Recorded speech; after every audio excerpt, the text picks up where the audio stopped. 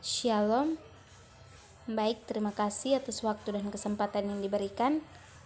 Perkenalkan, nama saya Veronica Sabuban dengan NIM 240601123 dari Prodi Agroteknologi 6 semester 1. Dari PowerPoint ini saya ingin membahas materi tentang asam basa. Kita langsung saja. Kita lihat yang pertama, yaitu asam.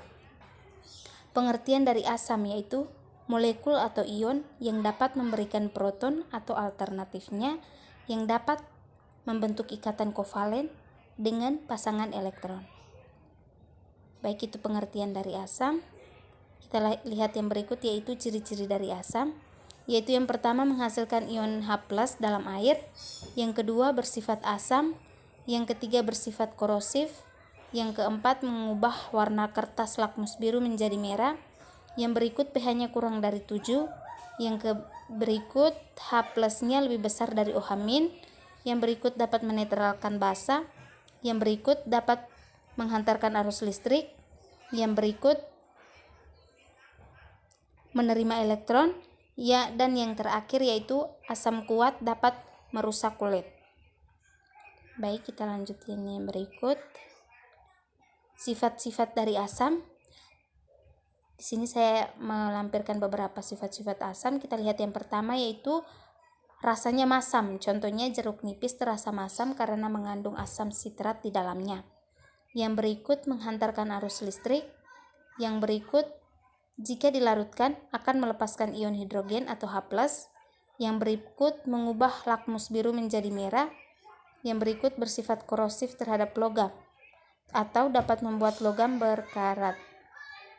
Contoh dari asam yaitu yang pertama asam asetat atau asam cuka dengan rumus CH3COOH, yang berikut asam sulfat H2SO4, yang berikut asam klorida HCl, yang berikut asam fosfat H3PO4, yang berikut asam laktat C3H6O5, dan yang terakhir asam benzoat dengan rumus C6H5COOH.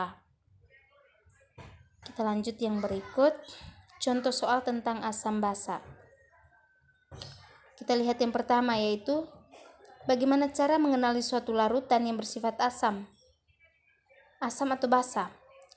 Jadi pembahasannya dengan menggunakan suatu alat yang dapat membedakan warna asam atau basa yang disebut dengan indikator. Contoh soal 2, tulislah 5 contoh bahan alam yang dapat digunakan untuk indikator asam basa. Yaitu yang pertama kembang sepatu, yang kedua kol ungu, yang ketiga kunyit, yang keempat daun pandan, dan yang kelima bunga kertas. Baik, kita lanjutkan yang berikut, yaitu basa. Sebelum kita mengenali lebih lanjut tentang basa, kita lihat yang pertama, yaitu pengertian dari basa. Basa itu sendiri adalah suatu zat yang jika dilarutkan dalam air akan menghasilkan ion hidroksida atau OH-. Ciri-ciri dari basa yaitu yang pertama menghasilkan ion OH- dalam air, yang kedua memiliki rasa pahit, yang ketiga licin ketika disentuh, yang keempat mengubah warna kertas lakmus merah menjadi biru, yang berikut pH-nya lebih dari 7, berikut H+-nya lebih besar dari OH-, dapat menetralkan asam, yang berikut dapat menghantarkan arus listrik, yang berikut memberi elektron, dan yang terakhir basa kuat dapat merusak kulit. Ciri-ciri dari basa, kita lihat yang berikut, yaitu sifat-sifat basa. Sifat-sifat basa yaitu yang pertama mempunyai rasa pahit, terasa licin jika terkena air, misalnya sabun. Yang berikut menghantarkan arus listrik atau konduktor.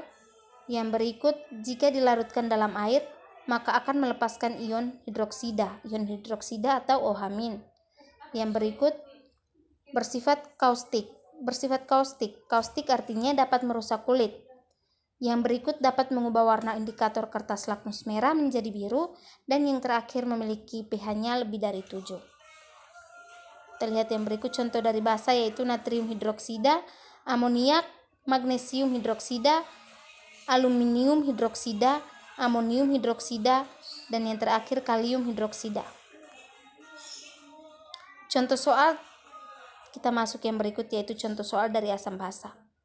Yang pertama, apa yang dimaksud dengan basa menurut Arrhenius, serta tuliskan contohnya. Basa yaitu NaOH menghasilkan Na plus tambah OH-. Karena pada basa, zat yang dimasukkan ke dalam air akan menghasilkan ion OH-. Contoh soal yang kedua,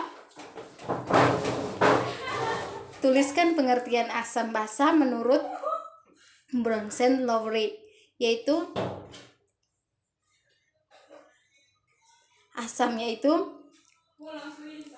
pemberi atau donor proton H+, dan basa yaitu penerima atau akseptor proton atau H+.